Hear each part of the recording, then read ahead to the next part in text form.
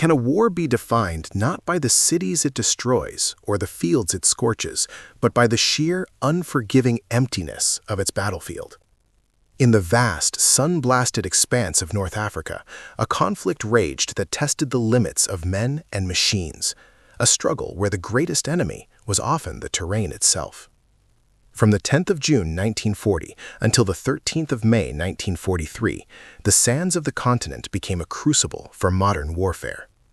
This was the North African campaign of the Second World War, a sprawling and brutal series of engagements fought across the Libyan and Egyptian deserts, and later in Morocco, Algeria, and Tunisia. The conflict, known in its early stages as the Desert War, pitted the Allied powers against the Axis. The roots of this struggle ran deep, entangled with the colonial interests that European powers had cultivated in Africa since the late 19th century. In this theater, the Allied war effort was overwhelmingly shouldered by the British Commonwealth, bolstered by the determined forces of exiles from a German-occupied Europe. It was not until much later, in December of 1941, that the United States officially entered the global war, with its direct military assistance in North Africa commencing on the 11th of May 1942, marking a new chapter in the long and arduous campaign. The Desert War ignited with the characteristic bravado of fascist Italy, which declared war on the 10th of June 1940. The response from the British was immediate and audacious. A mere 4 days later, on the 14th of June, the British Army's 11th Hussars, supported by elements of the 1st Royal Tank Regiment, surged across the border from Egypt into Libya. Their target was the Italian Fort Capuzzo, which they swiftly captured, firing the opening shots in a conflict that would ebb and flow across the coastline for years. The main Italian thrust, however, came later that year.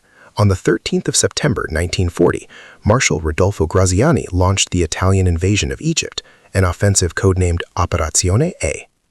The Italian 10th Army, a massive but ponderous force, lumbered out of Libya with the grand strategic objective of seizing the Suez Canal, the vital artery of the British Empire. Yet, after a series of delays and a growing apprehension about the challenges ahead, the ambition of the offensive was dramatically scaled back. The new, more modest goal was simply to advance into Egypt and engage any forces that dared to confront them. The Italian columns pushed forward approximately 65 miles into the British protected territory, a seemingly impressive advance that soon lost all momentum. On the 16th of September 1940, the entire army ground to a halt at the small coastal town of Sidi Barrani, where they began to dig in and establish a line of defensive fortifications. This sudden pause was a product of critical Italian weaknesses. Their army was largely unmechanized, relying on foot soldiers in a war that demanded speed, and they possessed a profound lack of intelligence regarding the true strength of the British forces arrayed against them. Furthermore, the ever-present threat of the British Royal Navy, capable of striking their coastal supply lines at will, cast a long shadow over their strategic planning. This Italian hesitation created a window of opportunity that the Allies seized with stunning efficiency. In December of 1940, the British and Indian forces, under the masterful strategic direction of General Archibald Wavell, unleashed Operation Compass. This was not a mere probe or a limited raid. It was a massive, brilliantly conceived counterattack designed to achieve nothing less than the complete expulsion of the Royal Italian Army from western Egypt and to hurl them back deep into Libya. As the first major Allied military operation of the Desert Campaign, its success was nothing short of spectacular. The Allied Western Desert Force, commanded on the ground by the aggressive and capable Lieutenant General Richard O'Connor, moved with a speed and ferocity that shattered the Italian lines. Advancing from their positions at Mersa Matruh, the Allied columns sliced through the Italian 10th Army, first at Sidi Barrani and then across the entire province of Cyrenaica. The numerical superiority of the Italians proved meaningless against the superior tactics, training, and mobility of the Commonwealth forces. The poorly equipped and poorly trained Italian troops, strung out in their static defensive posts, were completely routed. The result was one of the most one-sided victories of the war. An incredible 138,000 Italian soldiers were captured during the course of the operation. In one astonishing 3-day period alone, the Allies took 38,000 prisoners while suffering a mere 624 casualties themselves.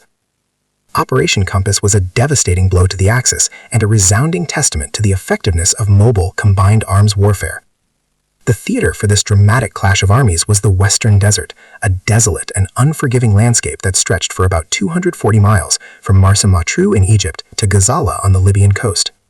Life and war in this region were dictated by a single crucial artery, the Via Balbia, the only paved road that ran parallel to the Mediterranean. To the south, the true wilderness began. The Great Sand Sea, an immense and trackless ocean of dunes extending 150 miles inland, formed an impassable southern boundary, forcing all military operations into a relatively narrow coastal corridor. In this environment, logistics became the paramount concern, an obsession that overshadowed even tactics.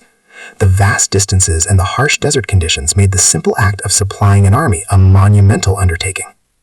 Both the Allies and the Axis grappled with the relentless challenge of transporting fuel, food, and most critically, water across the inhospitable terrain. The numbers were staggering. A single German motorized division, for instance, required a daily intake of 350 long tons of supplies to remain operational. To move this quantity of material over a distance of 300 miles demanded a constant shuttle of 1,172-ton truckloads, a logistical chain that was perpetually vulnerable to attack and breakdown. Compounding these difficulties was the desert's own malevolent weather. The hot desert wind, known locally as the Sirocco or Ghibli, would whip up blinding clouds of fine sand. This abrasive dust reduced visibility to near zero, clogged the eyes and lungs of soldiers, and coated everything, machinery, food, and equipment, in a gritty film. Motor vehicles and aircraft were especially vulnerable, requiring special oil filters to prevent their engines from being ground to ruin by the insidious sand. To survive and fight effectively in such an extreme environment, new kinds of soldiers and units had to be created. Among the most legendary of these was the Long-Range Desert Group, or LRDG, a reconnaissance and raiding unit of the British Army founded in Egypt in June of 1940. Its visionary creator was Major Ralph Alger Bagnold, an explorer and desert expert who understood that the Sand Sea was not an impassable barrier, but a highway for small, well-equipped patrols. The LRDG was formed specifically to undertake deep penetration missions, conducting covert reconnaissance and gathering vital intelligence far behind Italian lines. They became the undisputed masters of desert navigation, able to traverse hundreds of miles of seemingly featureless terrain with uncanny accuracy. Their expertise was so renowned that they were often tasked with guiding other Special Forces units, most notably the newly formed Special Air Service, or SAS, to their targets. The campaign also served as a proving ground for the evolving doctrines of armored warfare, showcasing the increasing dominance of tanks and mobile artillery on the modern battlefield. The British Army deployed a wide variety of tanks in North Africa. In the early stages, their forces were built around the Crusader, which served as the main cruiser tank, designed for speed and exploitation, and the Matilda II, a heavily armored infantry tank, slow but nearly impervious to early Italian anti-tank guns. The Germans, in turn, relied on the Panzer III, one of the first truly modern tank designs. Conceived from the outset to engage and destroy enemy tanks, it represented the deadly efficiency of German armored doctrine and set the stage for the legendary tank battles that would come to define the Desert War. Thanks for watching. Please like, subscribe, and comment with your thoughts or next video ideas.